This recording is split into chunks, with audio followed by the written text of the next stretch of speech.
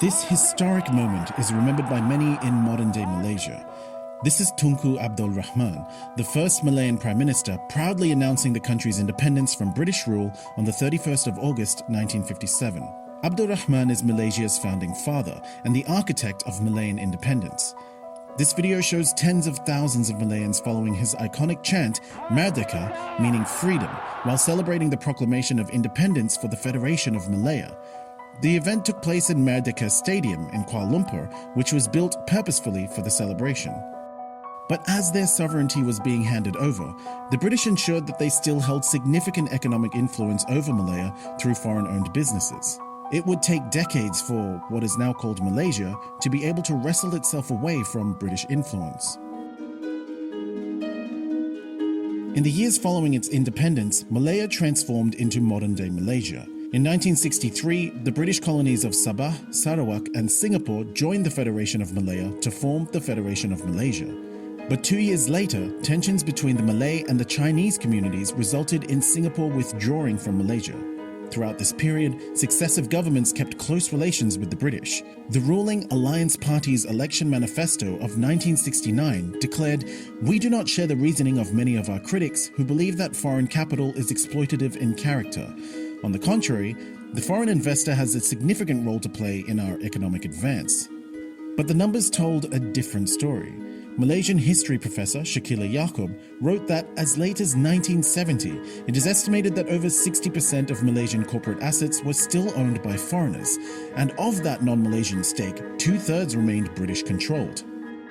In their post-independence period, Malaysia's policies remained skewed against the well-being of large segments of Malayan society, and the economy remained subservient to British companies. The British colonial policies created an economy where jobs were closely associated with race. Chinese Malaysians dominated most of commerce, construction and industrial employment, while Malays were largely confined to farming and, after independence, to the civil service and security services, especially the police and military, whereas the Indians provided labor for plantations. This divide led to riots in 1969 that traumatized the country and ushered in policies to eliminate the connection between occupation and race. After 1970, as a response to the 1969 race riots, Malaysia announced a new economic policy that aimed to achieve economic parity among the country's various ethnic communities and also aimed to reduce shares of existing foreign capital to 30% by 1990. And there is no moment that can better depict Malaysia's leap toward economic independence than the Guthrie Dawn Raid at the London Stock Exchange. In the finance world, the term Dawn Raid refers to a surprise purchase of a substantial number of a target company's shares as soon as the market opens, usually in a takeover effort. The Guthrie Corporation was the premier British rubber and oil palm conglomerate in Malaysia. On the morning of September 7, 1981, in a coordinated effort, Malaysian companies started buying Guthrie stock. By the time the market stopped trading, Malaysian companies managed to acquire 47% of Guthrie, and by the end of the week, they gained 51% of Guthrie stocks, and within 3 weeks, Guthrie had been entirely taken over by Malaysian companies.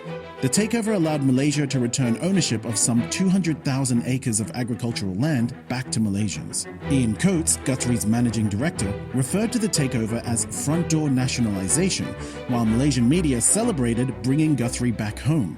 Mahathir Mohamad came to power as Malaysia's Prime Minister in 1981 and is considered to be the architect of the raid.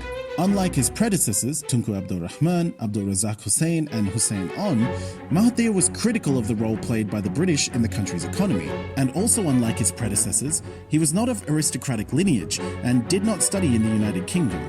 Mahathir was focused on Malay empowerment and had a reputation of being hostile towards the British.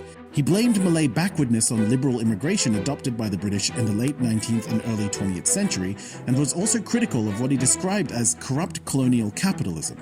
In his book The Challenge, he wrote, "The Malays have emerged from a long period of backwardness, only to be pulled in different directions, and grew up with conflicting forces, some of which seek to undo whatever progress has been made and plunge the entire community back to the Dark Ages."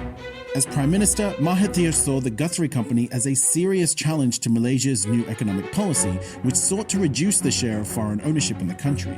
So he engineered a raid to take over the group at the London Stock Exchange. The Guthrie Dawn raid was later celebrated as the most iconic Malaysian acquisition of a foreign firm. The event signaled a clear break from the country's post-colonial economic conundrums and ushered in an era where Malaysians would no longer be shackled by the past.